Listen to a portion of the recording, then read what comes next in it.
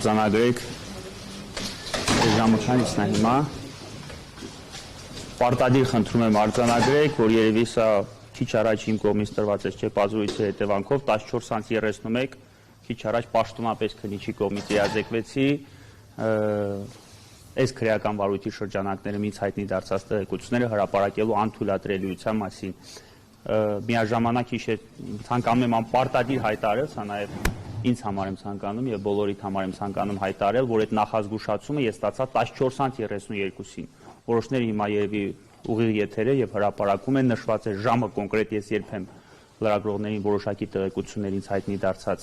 հրապարակել, այդ պայդրությամբ ես որևէ նախազգուշացում չէի ստացել։ Նախազգուշացումը ստացել եմ անմիջապես այս հարցազրույցը ավարտելուց հետո, բարձրանալուց հետո ինձ պաշտոնապես իրազեկել է նոր քրեական դատավարության օրենսգրքով նախաքննական տվյալները հրապարակելու անթույլատրելիության մասին քննիչ պարտավոր է զգուշացնել։ Մինչև զգուշացումը որևէ պատասխանատվություն դա իրենից չի հանգեցնում, թե որքանով են իմ հրապարակած տեղեկությունները վտանգի տակ դրել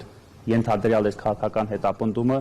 կարծում եմ բոլորիդ համար պարզ է ու հասկանալի։ Կարծում եմ բոլորիդ համար պարզ է նաև հասկանալի, ինչու ենք ստացել այս նախազգուշացումը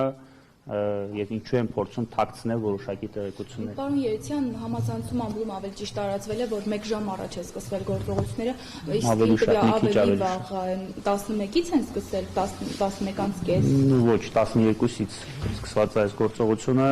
միջև սկսել են գործողությունը, միջև ծանոթացել են որոշմանը, ամեն դեպքում ես ժամանել եմ 13:23 եւ արդեն երբ որ ես ժամանել եմ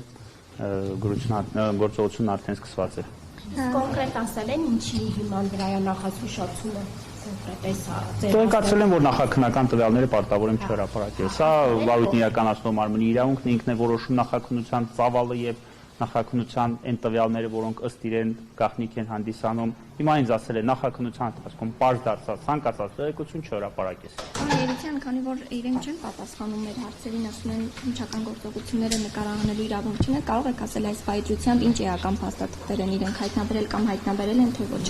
Չեմ կարող այս վայրիջությամբ դեռևս գործողությունը չի ավարտվել, գործողությունը ավարտելուց հետո արդեն պարզ կդառնա ինչ փաստաթղթեր են արգելվում, ինչ փաստաթղթեր ոչ։